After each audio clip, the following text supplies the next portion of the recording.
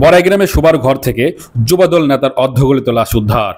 নাটোরের বড়াই গ্রামে শয়ন কক্ষ থেকে আইনাল হোসেন বয়স ৪৫ নামের যুবদল নেতার অর্ধগলিত লাশ উদ্ধার করেছে পুলিশ। শনিবার সকালে উপজেলার মাঝগ্রাম ইউনিয়নের নটাবাড়িয়া গ্রাম থেকে অর্ধগলিত লাশটি উদ্ধার করা হয়। পরে ময়নাতদন্তের জন্য লাশ নাটোর সদর হাসপাতালে পাঠায় পুলিশ। বড়াইগ্রাম থানার উপপরিদর্শক এসআই বেলাল হোসেন বিষয়টি নিশ্চিত করেছেন। মৃত আইনাল হোসেন উপজেলার নটাবাড়িয়া গ্রামের মৃত আব্দুল জলিলের আলীর ছেলে।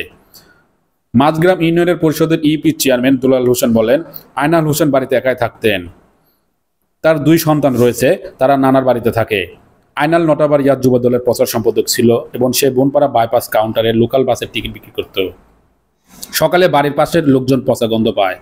পরে বাড়ির ভিতরে ঢুকে ঘরের দরজা খোলা ছিল, দেখেন মেঝেতে লাশ পড়ে থাকতে। পুলিশকে খবর দেয়, পুলিশ এসে লাশ উদ্ধার করে। বড়াইগ্রাম থানার উপপরিদর্শক এসআই বেলাল হোসেন বলেন, আইনাল হোসেনের বাড়ির ফটক ও ঘরের দরজা খোলা ছিল। লাশ পচন ধরে গন্ধ বের হয়েছিল। প্রাথমিকভাবে ধারণা করা হচ্ছে কয়েকদিন আগে তার মৃত্যু হয়েছে। বড়াইগ্রাম থানার ভারপ্রাপ্ত কর্মকর্তা ওসি মাহবুর রহমান জানান, লাশ উদ্ধার করে নাটোর সদর হাসপাতাল মর্গে পাঠানো হয়েছে। তদন্ত করে আইনানুগ ব্যবস্থা নেওয়া হবে।